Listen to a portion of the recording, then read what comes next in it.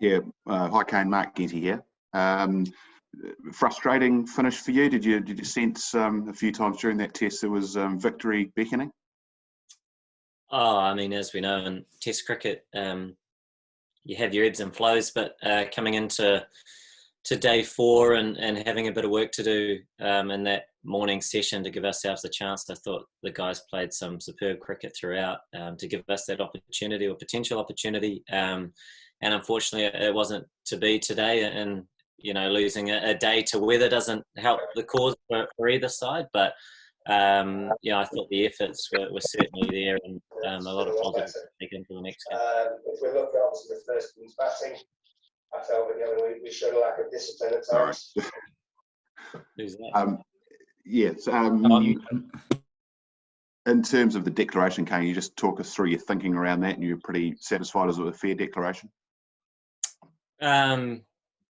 Yeah, I guess so. I don't know. I'm probably not the person to ask. We made the decision based on what we thought we could, or what gave us potentially the best chance to win the game, or enough overs. And we knew that losing a day was always going to be tough, but we certainly wanted to give it a crack, and that's what we tried to do.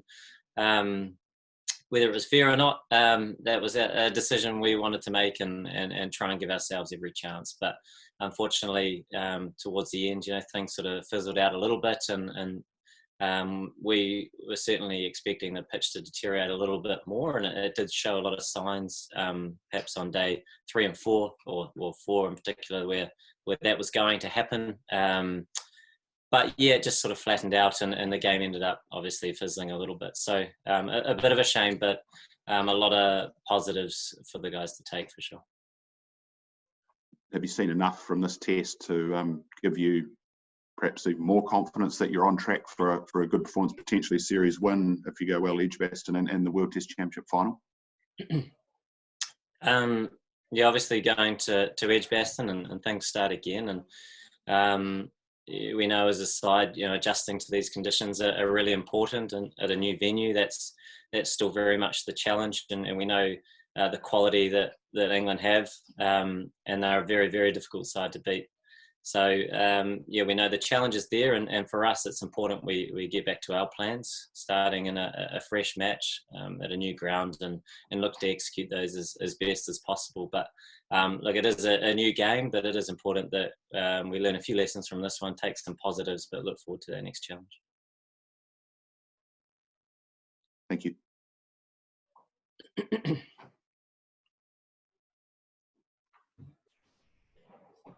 Sure, who else is online there from there? Julian or any of the UK press? Have you guys got anything you'd like to ask Kane? I think you're on mute there, Julian.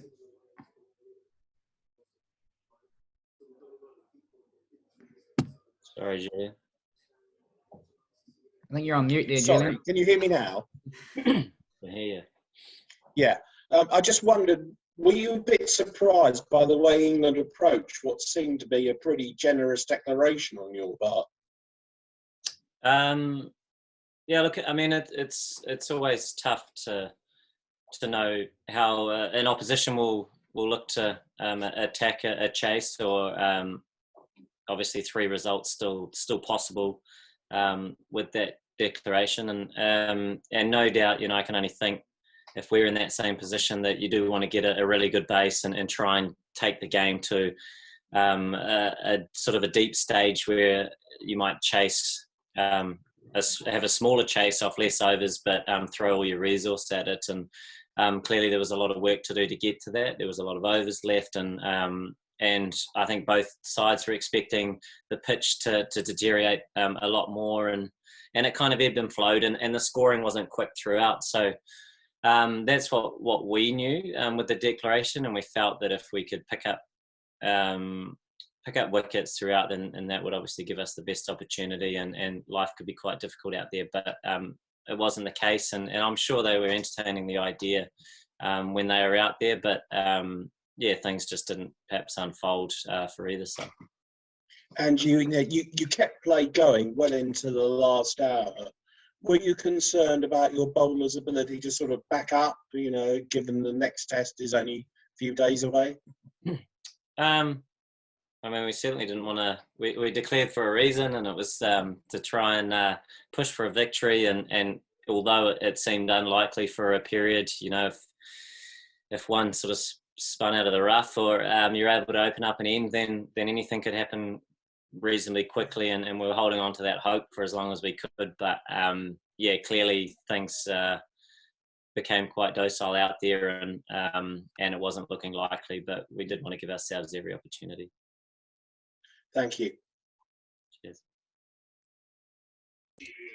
Hi, Kane. I was just wondering how you thought Mitchell Santner went and how important he is for sort of balancing your side.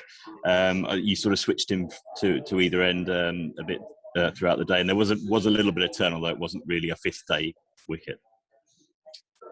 Yeah, look, obviously Mitch's all-round capabilities are a really important resource for us, and I think, you know, all cricketers want to adjust when they come over to this part of the world as quickly as possible, whether it's as a batter or a seam bowler, but spinners as well, I think are also a part of that picture, and getting comfortable with the Duke ball. So that was important for Mitch to get out there and bowl and get comfortable operating, and I mean, he created a few opportunities certainly in that first innings, which, you know, were potentially game changing, and we know he can bat really well as well. So for the balance in this game, yeah, I mean, it would have been nice if things perhaps showed a bit more deterioration on the pitch and from a straighter line.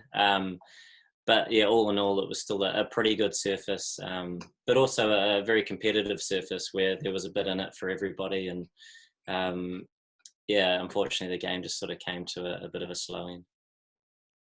And just throwing it forward slightly, are you looking at Trent Boult as a selection possibility for Edgbaston? Yeah, Trent's obviously just arrived in the country, so at this stage he's looking to get active and get bowling and get the loads up, you know, after a reasonably sort of hectic, I suppose, few weeks that himself and a few of the other guys, including myself, were sort of experiencing. But he's really excited to be back with the group, brings a lot of energy, so it's great to have him. Cheers. Okay, is there anyone else there for Kane? Otherwise, we might look to wrap it up. Kane, I'll just ask you one more. Just around Tim Southee up on the board again. What did you make of his performance over the test? Yeah, look, he was phenomenal. Yeah, I think, you know, as a bowler on that surface, and certainly with the Duke in your hand, you always know there's going to be a bit there for you. And there was a little bit of seam, but you did have to hit the wicket hard and be patient. And he was all of those things. And led the attack, you know, which he has done for a long period without, you know, maybe a couple of key players that he's used to having alongside him. But I thought as a collective, they all operated really well.